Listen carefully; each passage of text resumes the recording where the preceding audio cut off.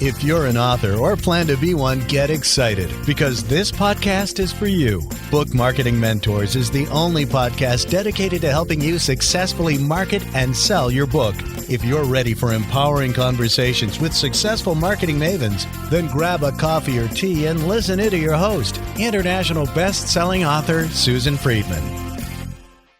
Welcome to Book Marketing Mentors, the weekly podcast where you learn proven strategies, tools, ideas, and tips from the masters. Every week, I introduce you to a marketing master who will share their expertise and help you market more books. Today, my special guest is Tina Dietz. Tina is an award-winning, internationally acclaimed speaker, audiobook publisher, podcast producer, and vocal leadership expert, whose work and shows have been featured on media outlets, including ABC, NBC, CBS, The Wall Street Journal, Inc.com, and Forbes. Tina's company, Twin Flame Studios, reimagines thought leadership through audiobooks for experts, executives, and founders. Her podcast, Drink from the Well, reaches more than 300,000 listeners eager to drink her entertaining leadership elixir on the most important topics leaders and teams are dealing with in the workplace. Oh my goodness, Tina. It's such a pleasure to welcome you back to the show. And thank you for being this week's guest expert. Oh, thank you, Susan. Yeah, it's funny. I listen to myself. I'm like, yeah, she sounds pretty cool. What the hell? I know. I have the same thing when people read my intro. I was like, oh my goodness, who are they talking to? That sounds pretty good. Yeah. That's what happens when you've been around and doing the work we do for as long as we have, right? Exactly. And over the years, I've referred so many authors to you to do audiobooks. I mean, you're my go-to person when it comes to audiobooks. So grateful. I just love the way you work with people. But talking about that, let's focus on audiobooks because I believe they're the hottest way readers are consuming books today. Talk to us about the benefits of turning a nonfiction book into an audiobook. What's it going to do for the author? Yeah, it really has so many multiple benefits that many times we don't even think about because you think, okay, well, it's just another version of your book.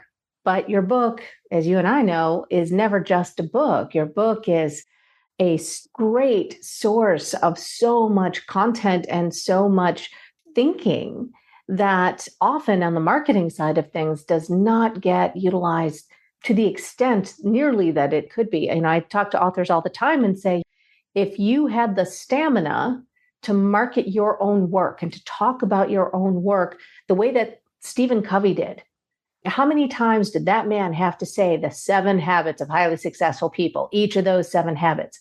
Tens of thousands of times. Your audiobook is no different.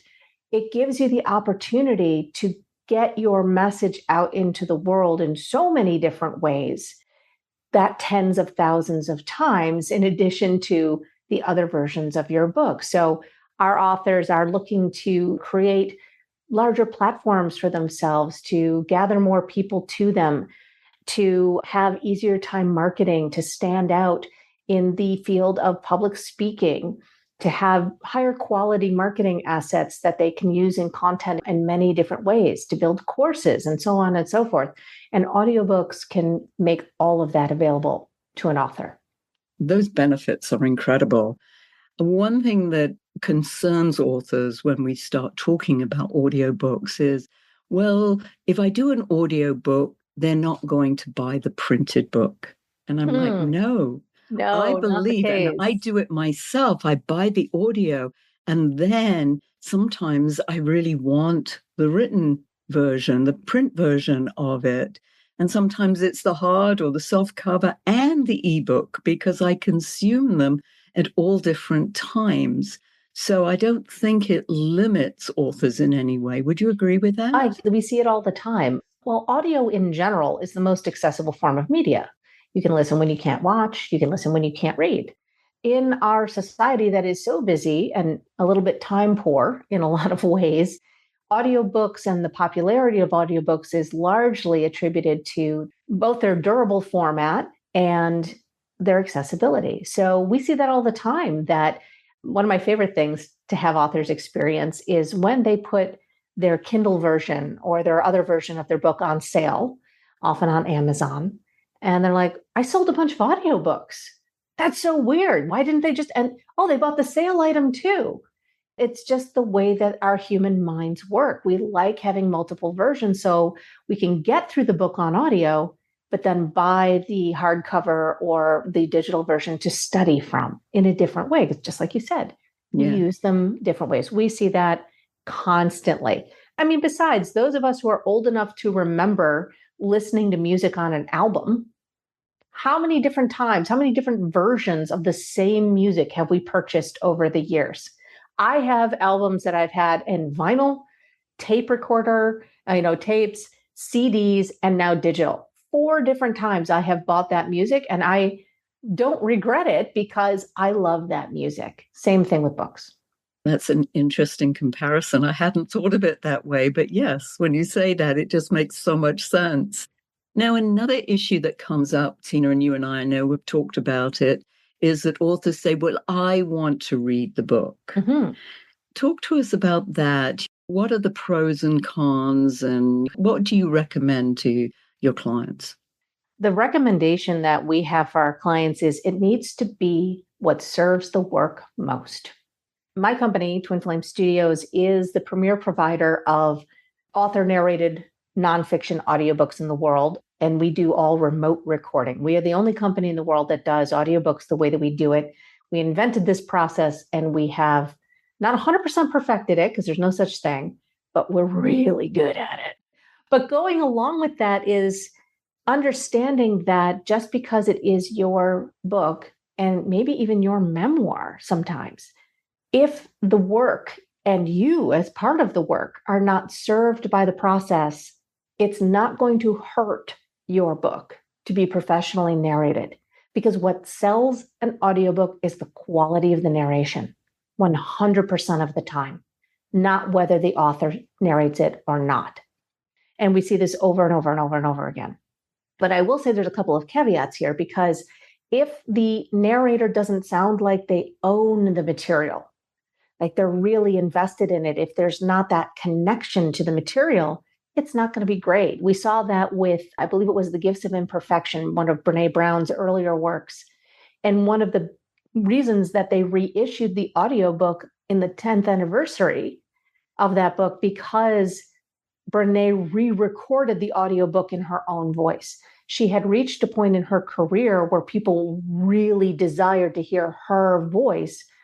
But part of the issue was that there was such a big disconnect between the quality of the narrator that got chosen and Brene's own voice. We have all kinds of questions that we will ask to discern if you should narrate yourself. And we can go more deeply into that if you want. But there's definitely some questions that we ask about that. And we also, in terms of pricing, which is really important because people are investing heavily in their book and their work and their platforms, we really try to keep the pricing very similar. So you never have to make a choice based on whether you're narrating or a professional narrator is narrating. You can really serve you and serve the work. Having done a little bit of voiceover work, I know how hard it is to keep the consistency, the energy going. It's hard work. And to read, a 200 plus page book, can take a long time, and you really have to know what you're doing. I think the idea of having somebody be the narrator and a well-matched narrator for the material could be a very good choice. What's the role of AI now? AI is just creeping up on us with regard to imitating voices. It's also a hot topic at the moment. So talk to us about that and how you use it. It's interesting because it's coming. Like, AI is here. It's not anywhere near where it's going to go at some point. So we're really in the infancy of AI, and I'm fascinated by the technology. Mm-hmm. But I will say, specifically in regards to audiobooks, I actually did a deep dive on this topic a couple of months ago, because in 2023, AI and audiobooks was a hot topic. And in 2024, it just dropped off the face of the earth. So we did some investigative reporting on that, wrote a whole article that you can find on our blog, even to the point where we compared the same voice of a professional narrator as a voice clone versus how he actually did the narration. You can really hear the difference between the two and make up your mind based on a single voice of how that works. It's really interesting. And I'm not opposed to AI in terms of using AI for all kinds of things. But I will say that the technology for audiobooks is not there yet. It is just not there yet. The emotion isn't there and the breathing isn't there. And that breathing part is so crucial because not having the breathing, particularly when you're listening to someone for 4, 5, 6 hours, it makes your brain itch. It's the weirdest uncanny valley sensation. So when AI gets to the point where it can emote and it can breathe, and it's coming, it's not there yet, that's when we're going to see a big shift. But it's not necessarily bad news. We're not currently using AI in any of our work right now because we don't believe the quality is there. When the quality gets better, we'll revisit that. But I will also say in our research about AI is that people are not buying AI narrated audiobooks. Amazon reported last year that they had 40,000 AI titles go up for audiobooks. But Edison Research, in their research on the audiobook market, says that only 1,500 titles were sold in 2023 that were AI narrated. So of all 40,000 books that were published in AI, people only bought 1,500 copies out of 40,000 titles. Most of the research out there that's been done says that people aren't wanting this yet. It's not there yet. Yeah. I think maybe just for an article, you can get away with it, but you're right. I mean, I've tried it with my own voice, just for little things, and it's so monotonous. It just doesn't have the ups and downs, the pitches, and but all the different terms used for voice. But yes, and I hadn't thought about breath, but you're really right, because that's sort of part and parcel too of the emotion, especially when you're changing the emotion from sad to happy. And, you're going, just as a public speaker, you have to put emotion in your voice to make it interesting, to keep people's attention. And if they're not seeing you and they're just hearing you, then even more so. So, definitely even more so. The mechanism neurologically of the voice in the brain is so interesting because when you become a voice in somebody's head, when you listen to an audiobook and you resonate and you enjoy that voice will stay in your memory and actually stays, part of your whole midbrain setup. It ends up with emotional attachments. You literally, as an author, become a voice in somebody's head. That's a huge privilege. We want that voice to be intimate and connected with the listener.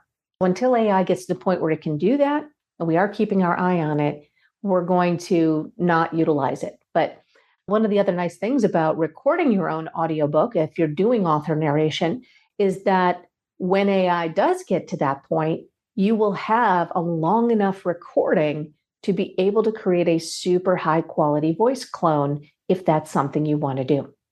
And so that's something to think about. I think that's super exciting. Yeah. I'm excited by that prospect, as you said, because we are consuming books that way because of travel and just when you're making dinner or, doing anything around the house, for instance, I put the audiobook on.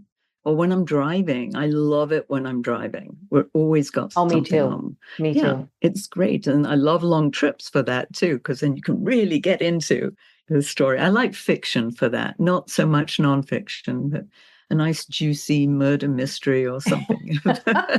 Yeah, as long as we don't get freaked out while we're driving, we're good. Yeah, that's it. Yeah. It's not the Stephen King type. No. Not in the dark. No. Tina, talk to us about common mistakes that you see authors are making in this arena. I love to see authors start thinking about their audiobooks during their first and second drafts of their manuscript. Many times, audiobook is an afterthought. And there's so much advantage to thinking about the audiobook early. A very simple thing that authors can do is do what's called an oral edit, which means you read your draft out loud. And I firmly believe that every author should do this with their book, with their manuscript, before sending it to any kind of editing, because you will catch stuff you will never catch with your eyeballs. A proofer won't catch with their eyeballs. You will also find places where you don't sound like yourself. And it gives you the opportunity to put more of your natural style into the book, make it more conversational. Find those sentences that are a paragraph and a half long where you get, I wrote that? What? It'll also give you the opportunity to see, you'll move yourself. Did I really say that? That's amazing. That gives me another idea. You will inspire yourself in that process. Even if you never actually get to doing an audiobook at some point, you'll have that advantage of using the voice early in your book writing process. So that's one of the biggest mistakes that I see authors make. The other one is on the other side of things. And that's where authors kind of get burnt out on getting their book out and published to the world, or their audiobook out and published to the world. It's like having a baby in the way that nobody wants to hear, or at least I didn't, with either of my kids. I didn't want to hear when I was in my hospital room, so when are you having your next one? Right? So that's the last thing an author wants to think about. But you do have to think about that you've just birthed this book. Now you need to raise it. And you have to raise that book like you actually do kind of raise a child. You're raising a body of work and getting that body of work and maturing that body of work out into the world. And that takes stamina and it takes practice. That's the other mistake that I see people make the most, for sure. Third one, specifically to audiobooks, is trying to do it yourself. 100% of the time, that does not go well. Yeah. Now, I was hoping that you would say that, because that's sort of like instinctively what came to mind is the fact that people think, oh, well, I can record myself and try and do it. And they don't necessarily have the equipment, nor, as you said, the know-how of how to do it, that it's going to keep people's interest. It's true. I mean, we work with so many folks who are well-known professional speakers, well-known podcasters, people who have been doing voice work for years.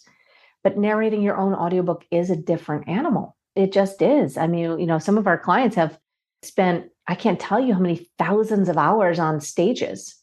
And they love working with us because they're truly building even another skill set.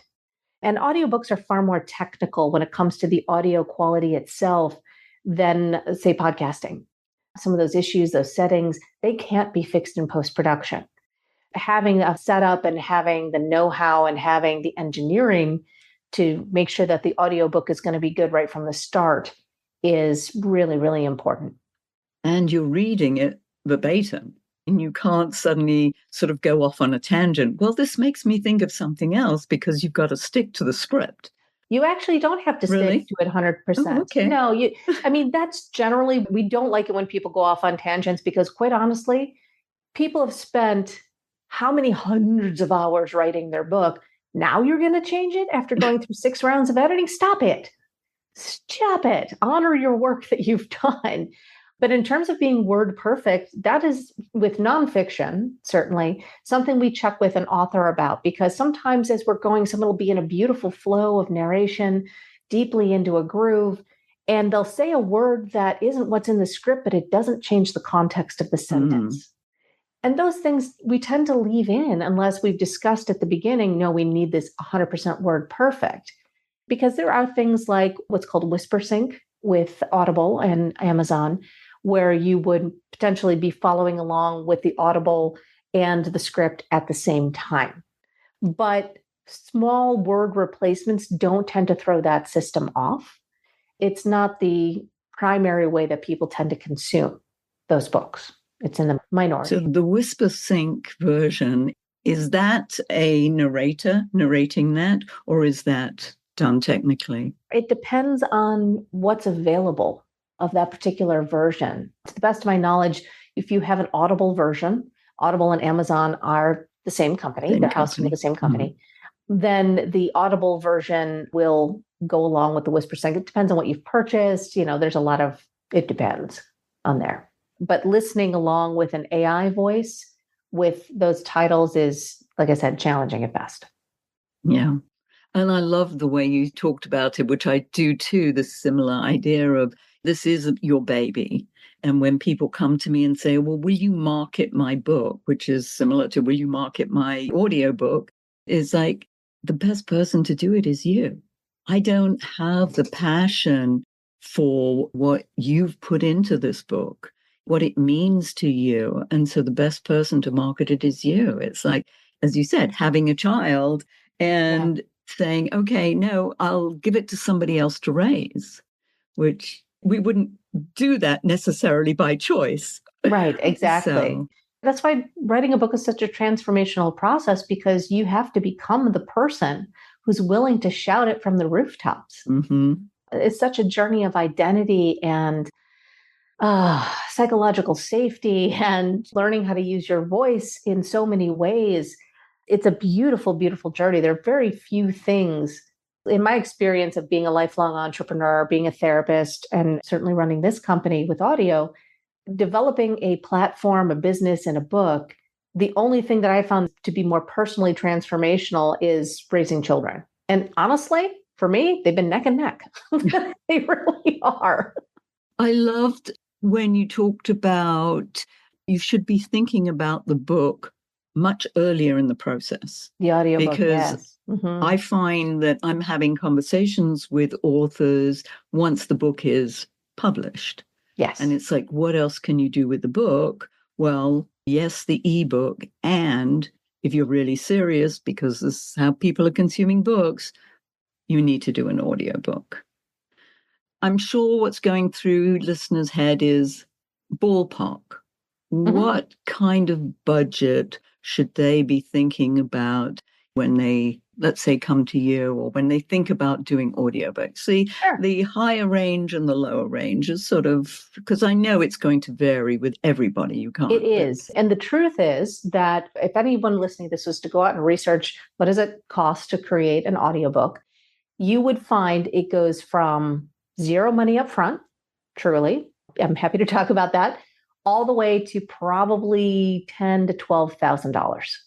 Mm-hmm. So my company is extremely mid-market. Our audiobooks tend to range $3,000 to $5,000, and that is all in. And we are advocates for our authors and their work. We stay very mid-market so that we can provide an extremely high level of care for our authors and an extremely high level of service. All of our audiobook directors have 20 plus years in audio. My whole team is based here in the US. We have an amazing culture inside of the company. So in order to do that, you have to charge a certain amount of money. But at the same time, we are much less than a lot of the very large audiobook production houses that are used by, say, the big six publishers and whatnot. So we like to remain very accessible and also be able to collaborate with hybrid publishers and independent publishing consultants and whatnot to offer audiobook services to their authors. It really does range tremendously. And generally, audiobooks are priced, the cost of production is going to be, on the length of your book. Yeah, exactly. Because as I said, a 150-page book is going to be one price versus a 300-page book. That's right. Another. That's a great segue into introducing our listeners to, and our viewers now, into your Twin Flame Studios and the services that you offer. Oh, you want to run down? Okay, cool. Basically, we work exclusively with nonfiction authors, and we specialize in remote recorded author narration. But we actually can do any nonfiction type of book you want. Our record for number of voices on a single book is 36, all remotely recorded and produced. It was nuts, but it was super fun.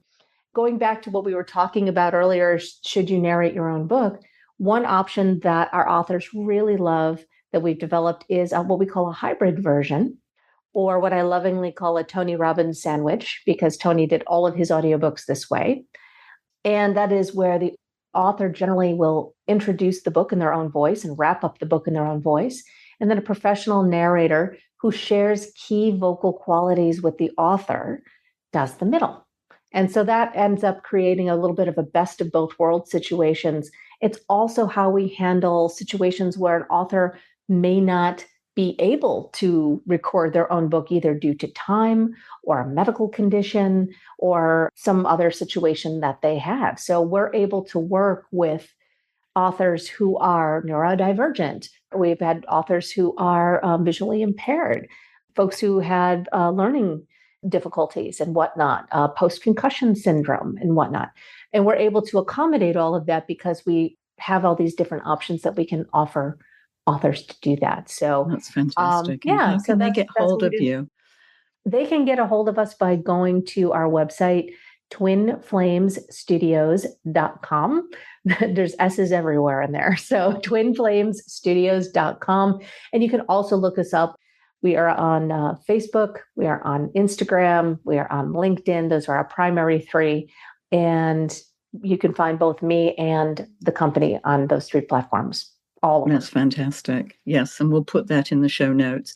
And I know we're going to be releasing this in time for a webinar that you're going to be doing next week. And I know that this podcast lasts longer than just the week. But for those people who are going to listen to it straight away, just give us a little bit about the webinar and we'll put the link to register for that in the show notes as well. Of course. Yeah, the webinar is all about all the ins and outs of an audiobook. So some of the things that listeners heard today, there will be a bit of a repeat, but we go into far more depth because I'm a bit of a fire hose and I want people to be able to make great decisions about what they're doing with their books. And this is a full hour training on the ins and outs of audiobooks, how to get things done, when to do them, who to talk to.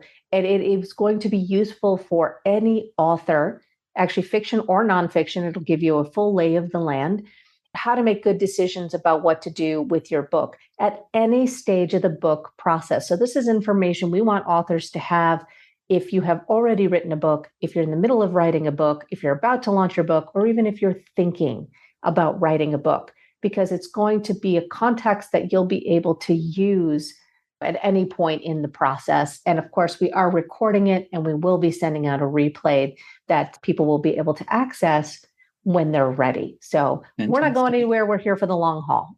I love it. I love it. Good. Thank you so much. And we always end off with our guests leaving our listeners with a golden nugget. What's yours?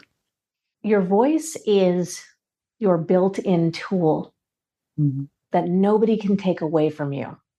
Work your voice and appreciate your voice just like you would exercise any other part of your body, and take good care of it. Learn to develop it because it will serve you. And it's part of what makes you completely and entirely unique in the world, just like a thumbprint. Yeah, that's beautiful. Yes.